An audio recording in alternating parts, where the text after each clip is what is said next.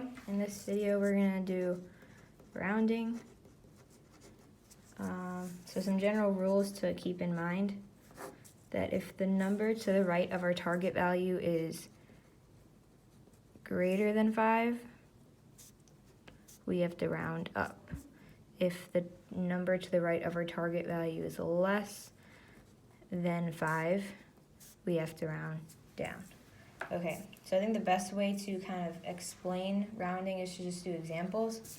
So let's start here. The first example we'll do round 642 to the nearest tens place. So when we have a problem like this, we have to look at, the first step is we have to look at which number from 642 is in the tens place. And so if we break this down in terms of place value, 2 is in the ones place, 4 is in the tens place, and 6 is in the hundreds place. Because essentially 642 is equal to 600 plus 40 plus 2. And that makes up 642. So 40 is in the tens place. Okay, now what we have to do is 4 is our target value. So this is the important number, and we have to look at the number to the right of the target value. So the number directly to the right of the target value is 2. So now 2, we have to decide, is 2 greater than 5, or is it less than 5? Because remember, those are the rules we have to look at. And if it's greater than 5, we know we're going to have to round up, and if it's less than 5, we know we're going to have to round down. So 2 is less than 5, so that means we're going to have to round down. So 642 turns into 640, and that's because we rounded the 2 down to 0. Okay, so that is our answer for that one. Let's do another one. So let's do 3,400 and let's do 91. Okay, and let's say we want to round this to the nearest, let's do hundreds place. So let me break this off. We want to round this to the nearest hundreds place. So the first step we're going to do is, find the number that's in the hundreds place. So 1 is in the ones place, 9 is in the tens place, 4 is in the hundreds place, and 3 is in the thousands place. So the number that's in the hundreds place is 4. So 4 becomes our target value. And now the rule is to look to the right, directly to the right of the target value, and see if that number is greater than 5 or less than 5. So the number directly to the right of the target value is 9. So now we have to figure out, is 9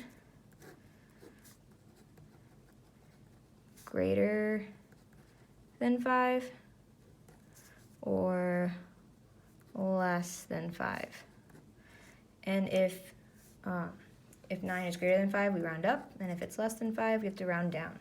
So 9 is greater than 5, so this means we're going to have to round up. So 3,491 turns into 3,500, because we're rounding up to the next number, which would be 500. Okay, hopefully that makes sense. Here, let's do one more example. And I think the best thing you should do is watch the Math Antics video, because he explains it better. But let's do 522. Okay, and we're going to say we're going to round this to, or let's make this, yeah, let's just leave it at that. Okay, and let's round to the nearest, or let's do 522.29. And let's round to the nearest tens place. Okay, so this is in the hundreds So yeah, so let's go first put this down into place value form. So 9 is in the hundreds place, 2 is in the tenths place,